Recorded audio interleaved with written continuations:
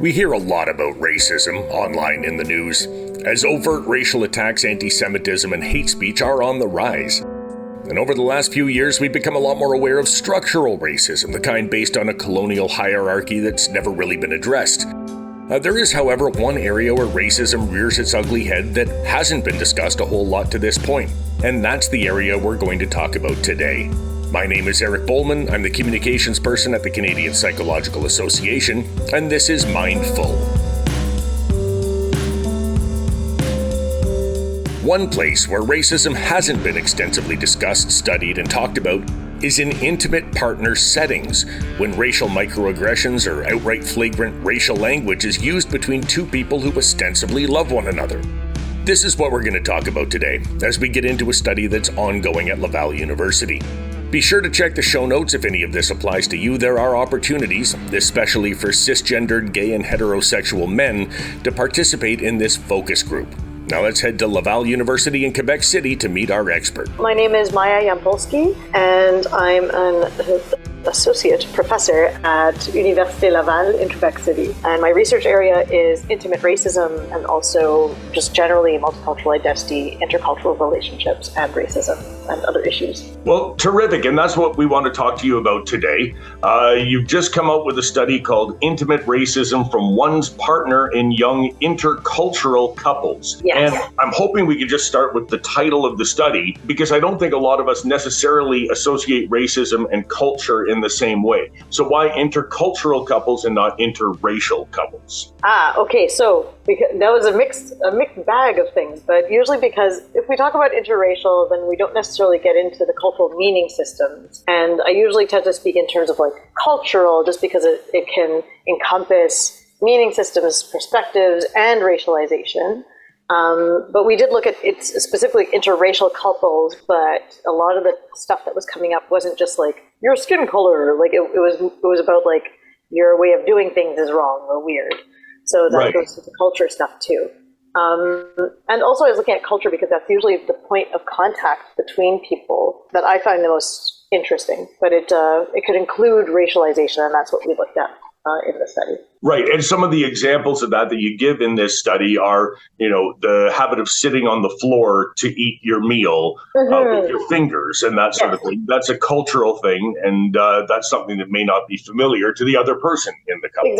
Exactly. So there's the part that like comes from the stereotyping and the way that we represent minority groups through the racialization.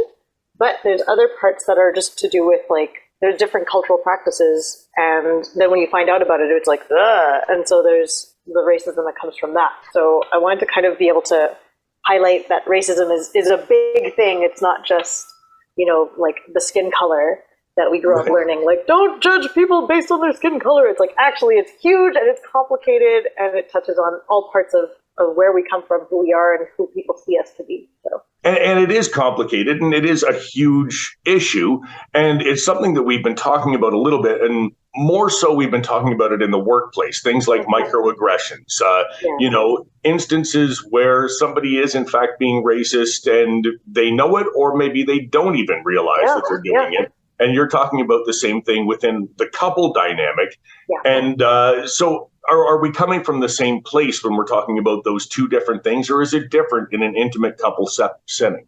A little bit of both. So like we developed the concept of intimate racism to highlight the fact that it can happen from people that are closest to us. So friends, family, lovers, relationship partners. And I started by looking at the partnership because we often think like, oh, but I love this person and I'm attracted to them. So how could this even happen? As opposed to just, somebody that I don't care about in the street kind of thing. But we brought this up because like there's two parts. One is that as it comes in employment or any other sector, it will come in the intimate spheres too. So we can't expect that intimacy is somehow exceptional to everything else that happens around us and all our different other roles and different parts of our life. So I wanted to shine the light on that. But the other part is that there's certain things that are more likely to come up in intimacy that we don't talk about. So while in the employment sphere, we can have people talking about sexual harassment, but they don't talk as much about things like racial sexual fetishization and things like stereotypes about how people do relationships or relationship practices and morals. And that's some of the stuff that comes up in our work on intimate racism, is that we're seeing that, you might encounter sexual fetishization outside. It's not impossible, but it's more that because you're involved and intimately involved with another person, then they're more likely to have a chance that these things will come up. That may be even the basis of the attraction was sexual fetishization and racial fetishization in the first place. And also other parts, like one of the participants talked about how their partner stereotyped them and thought that all Jamaican men were unfaithful. And so things like that won't really come up in the work sphere, but they will come up in the intimate sphere. Right. And I'm wondering if you've gone into, and I know this isn't in the study, but you have studied this, where does a lot of that fetishization come from? Man. Is it just pop culture in general? Is it porn? I mean, is it everything? So you'll find it now in pop culture, in porn, and all these things, but the roots go way back into colonization. So the way that the whole race science was created, where there was this racial hierarchy to justify colonization and colonial violence. So the folks that were constructed as white were at the top of being human and the epitome of goodness. And then everybody below were non-white. So people of color who are South Asian, East Asian, Black, Indigenous, and often Black and Indigenous were at the bottom of the hierarchy. But with that came very specific stereotypes, because on one hand, everybody was dehumanized and treated as objects to consume, both for their labor, so let's say slavery, but also for their bodies in terms of sex. So that would come in with colonial rape. So that was just deeply embedded in it. And each group had different stereotypes. So you have, and these are disgusting stereotypes, just that I'm going to share, because it's not pleasant to hear, but it's necessary. So the stereotypes against people who are Black or people who are Indigenous were often the term hot-blooded, feral, ferocious, and aggressive sexually. For East Asian and South Asian, it was submissive, demure. But for both, it was always that they were available. They always were wanting and hypersexualized. And that meant that we can breach consent, because if they want it, then we're justified in taking. So these things come up in porn. You see them all the time. And in pop culture too, with how people are portrayed as attractive or unattractive, usually follows these stereotypes. I think what was her name? Sofia Vergara, her character in that TV show, as the spicy Latina. So all these stereotypes come up in pop culture, and that's what we're bathing in. So if we grow up with these stereotypes, then we just project them onto people just because they're racialized. Right, and that sort of fetishization, right? I mean, if that is one of the reasons for the attraction in the first place, and then the couple becomes a couple, and, over the years, is that sort of related to a power dynamic in the couple, in the sense that there is that hierarchy that then is maintained in a couple setting, as well as, from a vestige of colonial rule? Yes. For sure. And if we're not actively looking at our own stereotypes and what we've internalized and undoing them, and we're just imposing them in the group, or not in the group, but in the couple, in the relationship, then of course it leads to a power dynamic, because then it's about I am dehumanizing you, I am consuming you, you are there to fulfill my fantasies and my sexual desires. Instead of we are mutually engaging, we are mutually desiring, we are mutually coming to know each other for who we are, with all of our backgrounds, but for who you are positioned relative to your backgrounds, and not just projecting the fantasy that I wish upon you. I'm reading this and I'm thinking, that's got to be a difficult situation to be in when the person that you love, is treating you in this way, or is thinking of you in this way. Yes. I'm wondering how it gets from the point where you meet and you decide you really like each other to the point where you get married, have a long-term relationship, or that sort of thing. I mean, why is it not cut off earlier if these things are taking place in that relationship? Yes. Okay. That's a really good question. So just so you know, for this study that was published, we didn't have they're all younger. So we don't have the kind of lifelong partnership trajectory that we're looking to do in the future.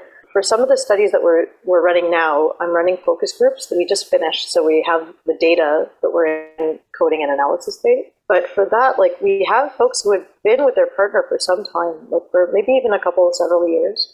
And then it was, it ended in no small part because of the intimate racism that manifested in the relationship. And a lot of times it's a complicated basket of things, because, people fall in love and, they're invested in each other. they don't want to think badly of each other, and they want to make things work. And at the same time, they're being harmed and they're being hurt by the person that they care about the most, and they want things to be better until they realize that, for this and potentially also other reasons that were at play, that it doesn't work. So there's this sense of like shame that can come over the person, like I should have known, I should have realized earlier, or I should have realized that the pattern wasn't changing and it took me so long.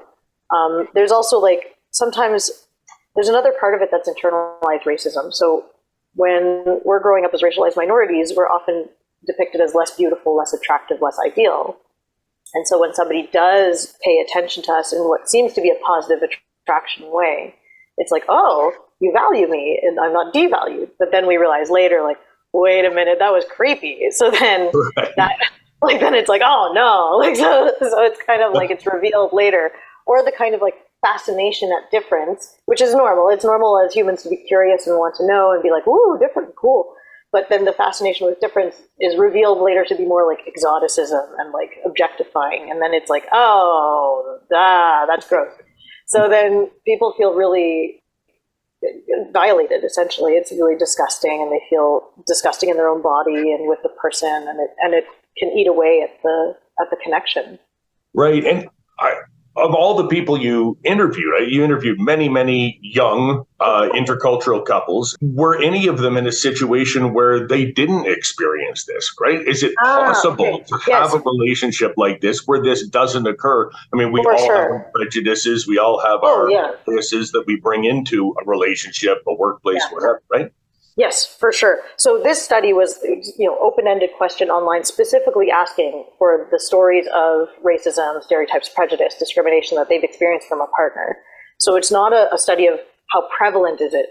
This is really just, what does this even look like? Like, we know that there's hints that something like this exists, but nobody's actually looked at it directly. So I wanted to look at it directly by asking about it instead of just, assuming that it exists one way or another. I wanted to see like what shape does it take. So in asking that, we were specifically asking for those experiences. So we don't know exactly how prevalent it is amongst intercultural couples, but we know that it's not defining for all intercultural couples for sure. And from my previous research with intercultural couples and identity and satisfaction, a lot of couples are going through something that's more blissful in their sharing. So they're not necessarily, they might be confronted with their own stereotypes, but they're not projecting it onto their partner. And instead they're learning about how big the world is and what they didn't realize, and confronting their own ethnocentrism and expanding the self. So there's work that I just co-authored with my colleague Alexandria West, where she was showing that intercultural couples engaging in each other's cultural group, like, sharing their culture with their partner, tend to experience more self-expansion, like a feeling of like, oh wow, like life is big. Who I am is bigger than just, like my own small group, and they identify more with human. They find that there's more well-being, greater relationship satisfaction. So there's the other side of this, which isn't like it's all doom and gloom, and that cultural couples are doomed to experience racism. It's really just that, like, instead of keeping things hush-hush and never addressing the thing that could happen, then instead I wanted to look at this thing that does happen, because if it's happening, there has to be a way to address it and to heal from it, or to protect oneself from it. So that's what I want. Right. Yeah, because I mean, we're always saying, and we hear it all the time, but you have to interact with people from other cultural groups. You have to expand your own, social circle. You have to experience, other cultures in order to, better understand the world. And it would be a terrible message to say, well, except in a relationship. Yeah, exactly. The final frontier. Like, we never go there. No, it's really like, relationships are one of the most precious forms of contact that we have, because they're so intimate, because they're so special, because we trust each other. We build our own, inside jokes, our stories together. There's a merging and a unity that happens. It's very beautiful. I think what I really wanted to pitch with this is not don't do it, but really more like do it in a way that is ethical, that honors your partner. Don't take it for granted that just because you love somebody, that means that you don't have stereotypes, or that we didn't grow up with racism around us, and so of course we didn't absorb it. It's like we absorb things that we don't want to absorb, and they'll come out if we're not aware of them. So I want people to be aware of them so that we're doing it right, instead of just don't do it, don't, like, hands off. Yes, and then we're having this discussion at a time where, racism overt public racism is more rampant than I think I've ever seen it before. Anti-Semitism and, the rest of it. And one of the things that I see very often is somebody who says, well, I can't be racist because I have a Black partner, or, my best friend is Indigenous, or whatever, right? And it almost feels like they've chosen that partner so that they can then get that blanket pass and never have to think about it ever again, right? Exactly. Is this something that you encountered? Yes, this is something that came up in this data set too, where like a lot of the participants were talking about being tokened this way, where it's like, my partner said that racism is over because she's dating me. And it's like, that's not how it works. Like, it's right. And in the interviews that I've conducted since too, people have talked about that experience where it's like, my partner said that like, he treated me like now he has cred, or now he has access to being Black because he's dating me who is Black. And it's like, that's really not how it works. Like, we can't just, find a loophole around addressing racism by befriending somebody, like, and then that poor person that you've befriended for that purpose, like, they are not benefiting the way that you would like. So it's really something to consider, that like, we can't just shield ourselves with our, the people around us who are racialized. Like, they are the most vulnerable in our population for racism, for racial oppression. And we can't just, think like, I don't have to deal with it. Like, I'm fine. I've found the way out. It's like, no, you've taken on a greater responsibility in ensuring that you're treating the person who is dear to you as in high regard as possible. You said in the release that you have experienced some of this yourself in your own life. And I believe you're Hindu and Jewish. Am I right? Yes. Okay. Right. And you have a good memory. It's only been a couple of years since we spoke, and you remain my favorite guest. So, Thank you. But I'm wondering if you are comfortable sharing an example from your own life. Sure, yeah, it's definitely a vulnerable share, but I had, unfortunately, it happened on more than one occasion, so I've had several partners make comments. One of them used to refer to me as a coconut. I don't know if you've heard this. It's a slur that's usually, so there's slurs for people who are second gen or mixed heritage, usually, and it's like, a coconut is for like, you're brown on the outside but white on the inside. So there's other terms like Oreo, like you're Black on the outside. I've heard Oreo, Yeah, so coconut, Oreo, banana. These are the choice terms that people have decided to come up with as a way of undermining or denying our identity. So like, in telling me like, you're not really Indian, it's telling me that I don't belong to my own group, that I don't count, I'm not legitimate. And so a lot of other people have talked about this experience, and I shared this with my friends, and they were like, me too. And I was like, well, then how come nobody's talking about this? How come, like, what's going on? So somebody called me a coconut. I had somebody else. Essentially, there's other things where it's like, people were fetishizing me as like, oh, I've never been with an Indian girl. And I was like, oh, this is gross. Like, it just feels very violating. There's been other incidents too where people were maybe not directed at me, but at other groups. So like touting the Confederate flag and saying like, no, it's just because I like that old TV show or this band that used to like have the flag. That's what it means to me. And it's like, it's still a symbol of hate. So we should probably, and like, in the process of saying like, what this is though, like, and then telling them and making sure that they understood, and then them still saying like, no, it's fine. So it's like, okay, then I don't feel safe here if you're okay with just minimizing racism and hatred. So there have been tons of incidences, unfortunately. And I was thinking like, it's probably not just me, and it came up in interviews I was doing back in the day, like 10 years ago during my doctorate. People were talking about this, and I was like, this is a thing. This is a thing that nobody's talking about, but finally people are bringing it up, like bit by bit, and like in places where we feel safe talking about it. Right. And now you're doing that research and you're delving deep into it. And even Leonard Skinner has stopped using the Confederate flag because they get it, right? I mean, right, exactly. Free bird. So in doing this, is there something that surprised you? Did you learn something that you really didn't expect to learn from this? And I know you haven't finished, putting all the data together and all that, but, what's really stood out to you in this study? Yeah, I mean, there's some things that we expected, like we knew going in, we'd encounter things like sexual fetishization and microaggressions. I think some of the stuff that surprised me and my colleagues were the fact that like explicit racism is still like is very much showing up in the relationship. I think we expected that we'd encounter more of the microaggressions, the subtle, the unconscious stuff, and we did. That was the most of it. But there were still people using the N-word against their partner, or somebody and thinking like, it's fine, we're together, I can say this, and it's like, no, you can't. Like that's the opposite of like how this works.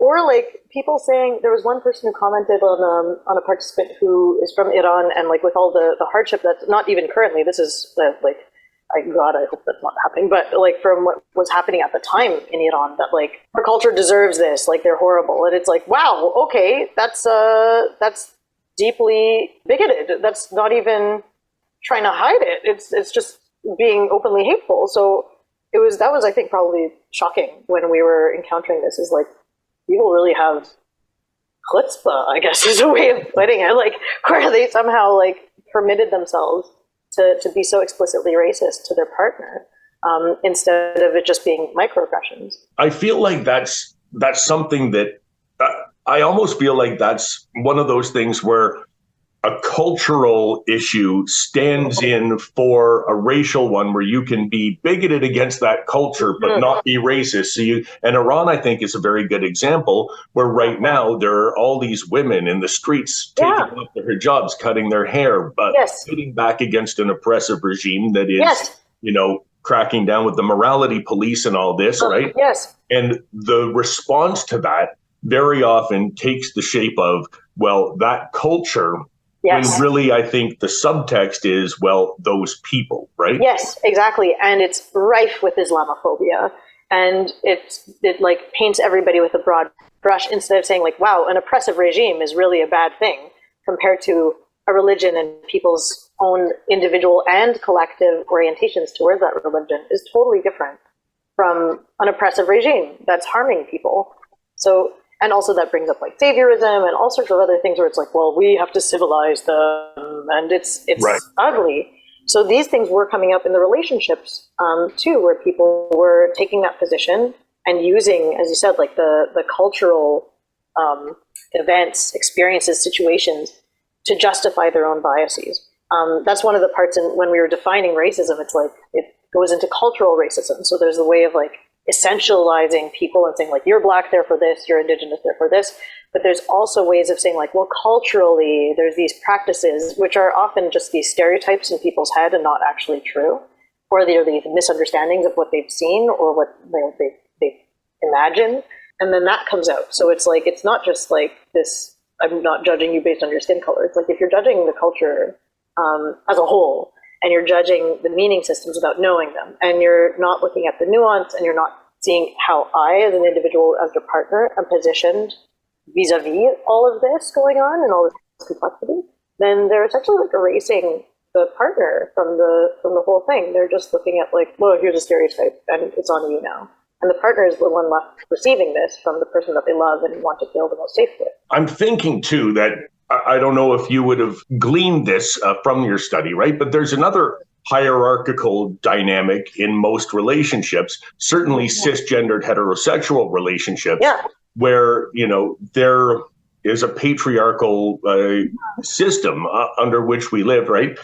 Did you find that there was a difference between whether the male in the relationship was racialized or the female or people of other genders? Did you study, mixed gender couples as well? Yes. So for this study that was just published, it was mostly cisgendered women and cisgendered men, with a couple people who are non-binary or gender non-conforming. And we didn't necessarily get the chance to look at intersectionality there because there wasn't as much. It was really, as I said, an open-ended question online, so that like we were like just testing the waters and seeing what was out there, and then we got this slew of responses like, wow, okay, we're onto something, we're in the right direction. So we didn't get to go deeper, but I can speak to what I'm doing now, which is those focus groups, where we did focus groups with people who identified as women, men, and as non-binary, and we are seeing these different intersections between sexuality, between gender that come up. So a lot of the sexual stereotypes are different towards men and women, where, like, let's say the idea of like penis size and vagina tightness comes up. The idea of like submissiveness for the women, aggressiveness for the men, there were stereotypes against Muslim men and Arab men, that they would be, aggressive and non-feminist and like misogynistic. Right. When that was the case. There were stereotypes against people who were queer, as though and from their partners, where it's like, oh, we're queer, so we know oppression, so we don't need to we don't need to talk about racism. But it's like, no, we do, because in our community we still have racism. So there are different issues that came up for each community and for each gender that were really specific, and we're still in the analysis of that, but we can see that clearly it's not just affecting one gender or the other, it's affecting everybody, but with different flavors because of the way that gender intersects with race and with ethnicity and culture. For sure. Now, it seems like you have a lot of jumping off points for further study starting here, right? I'm wondering, what's next? What's the next thing you're going to look at, and where do you go from here? Yeah. So, as you know, research is long. it's many steps. But I've been talking already about these focus groups, so that will be the next one that's underway. So we're going even deeper into intimate racism from the partner with these focus groups, taking into account intersectional experiences with gender. After that, my graduate student, who's also the co-author on this paper, Alessandra Rossini, she's taking the lead in developing a questionnaire, a measure to tap into the frequency, how prevalent is this thing? How often are people experiencing this in their intercultural couples? And it's based on what people have already been saying in the qualitative work. So it's going to be a lot more sound and robust and more true to life than if it was just I have an idea based on a theory, I'm going to write it down. So we're checking with both theory, microaggressions framework, and with what people said concretely to be able to bring this to life into a measure. And ultimately, we're also going to be doing things right now, actually, we're going to do some experiments, some priming. So that's thankfully, not actually putting people in situations where they're experiencing this thing, but really just imagining that this is happening. And then how do you feel about that, to kind of get a sense of, the causal relationship, because people self-reporting is super valuable, but it doesn't say is this the thing that starts something else? Are there other factors? And ultimately I want to do longitudinal work to see what does this look like over time? We get couples, let's say earlier in their relationship, and follow them for a year, maybe two, depending on funding. Yeah. And then see what comes out. See with the experience of intimate racism, how does this unfold? Do people get to actually repair? Do the relationships dissolve? Is this the causal factor? And then what is the thing that is making people more likely to commit intimate racism? Is it the fact that they haven't learned their history of, that Canada has had slavery, Quebec has had slavery, all these things that we didn't know growing up because it's been omitted. And then, of course, then the stereotypes are still there. So looking at things that could, help to prevent it from being there in the first place, and then being able to ultimately create interventions, public education, and all these things. Essentially, I wanted to stop. I wanted to end. And so this is a very long road to making sure that we know enough about it, the hows, the whys, the wheres, to be able to stop it. I think you're right. I think that there's definitely, there's so much prevention that can be done that isn't being done, right? I remember going to high school and taking history class, and our Canadian history class was basically, here's how the three branches of government function. Yes. And we also used to have Indigenous people who used every part of the buffalo and made canoes out of birch bark. That's it. We're done. We're good, right? Exactly. Right? There's an awful lot that we're not actually learning about what our history really is and how that shapes today, right? So I think that, you need to design a high school history class. I would love that. Sign me up. I want to collaborate. But yes. Well, and I'm thinking too, right? For the time being, right now, right? We're not there. We haven't had this history lesson that we need to have, right? There are a lot of resources where we can go and learn the history, and many of us have, right? But I think that my worry, especially at this time, and the way that our culture is currently sort of at each other's throats, is that the people who wanted to learn that history, who needed to learn that history, are two different groups, right? And the people who did seek that out and learn that and have progressed personally and right, and in terms of knowledge, it's sort of preaching to the choir in a way, right? everybody else has sort of become entrenched in the notion of never doing that and, yes. Never acknowledging anything, right? Yes. So I'm wondering if you have any advice for people who are experiencing this right now, microaggressions or even overt racism in a couple setting, what can they do right now to alleviate this, or do you just leave and find somebody who's better and right? They're bigger fish in the sea. We just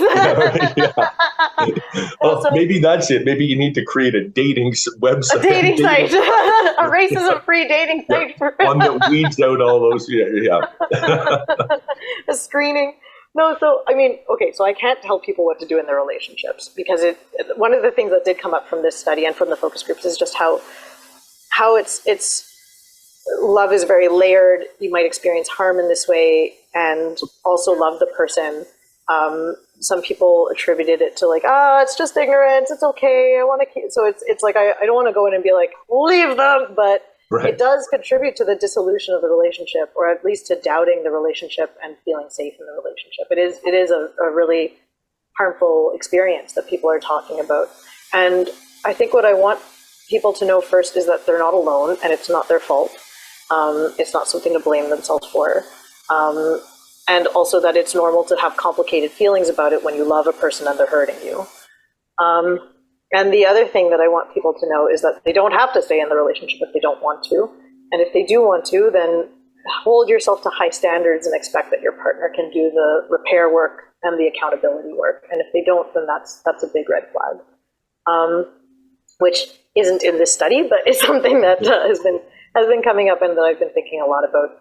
And the other part is that I think what's important is that we take a bit of a transformative justice lens and acknowledge the fact that we're all capable as humans of hurting somebody else. We don't want to, but we can, and often we have, and we've done, and we can do because we're humans and we make mistakes and we're embedded in bigger social structures that weren't of our own creation. So if we can also acknowledge and have compassion for ourselves and for the people that we've hurt, that like, oh, well, I did this thing, and be honest with ourselves about what we said, what it meant, and how it impacted the other person, then we can actually live a beautiful integrity moment of actually stepping up and healing and doing what's right. And also addressing collectively, why haven't we learned about our history? Where is this stereotype coming from? Why does the porno scenario always have some dangerous black man and a white woman? Like really questioning these things that are in our society and asking for better instead of just saying like, well, that's how it is, or taking it for granted. Like really stepping outside and seeing the strange and the familiar and taking action to change it. I think that's the biggest thing, because then it won't trickle into our intimate spaces.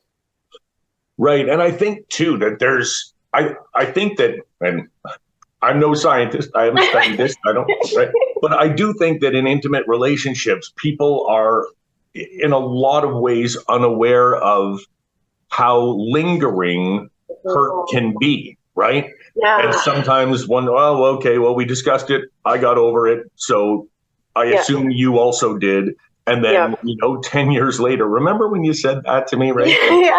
Yeah, you've been thinking about it for 10 years. It hasn't gone away, right? And I think that we all need to be a little more cognizant of the fact that it's not always resolved when you think it is, right? Yes, exactly. That it's not just because like I didn't think it was a big deal, so then you shouldn't think it's a big deal. It's really like, oh, I had no idea that that's what it was. And that shows my limitations, but also potentially my willingness to understand and to do better and to make right. We're working our way toward it, right? And yes. I want you to come back on this podcast when you're on the next step in this journey with the studies and so on. And then when we create our racism-free screener dating app and our 10th grade high school history Canadian. I would love that. It would be my pleasure. Terrific. Well, we have like 2 minutes left. So is there anything else that we haven't covered that you would like to mention here? Maybe some resources, or if you're recruiting people for these focus groups and the rest of the study. Yeah. Oh, yes. So shameless self-promotion, but we are actually looking for participants for focus groups, especially queer and men. like people who are cisgendered men, to participate in focus groups, but this time on the intimate racism that comes from friends and family towards you or your partner while you were in an intercultural relationship. So that's what one of the other projects that we're working on now related to this. So if you're interested, contact me. I'm on Twitter. I'm also at ULaval. You can find if you Google Maya Yampolsky, you'll find my professional contact. I also want to thank my co-authors. Alessandra Rossini is my doctoral student, and she and Justine Paget were the two coders who coded the entire data set. They devoted so many hours to this. And Ivan Leanza, who's our qualitative expert, and guided us through the whole analysis process beautifully.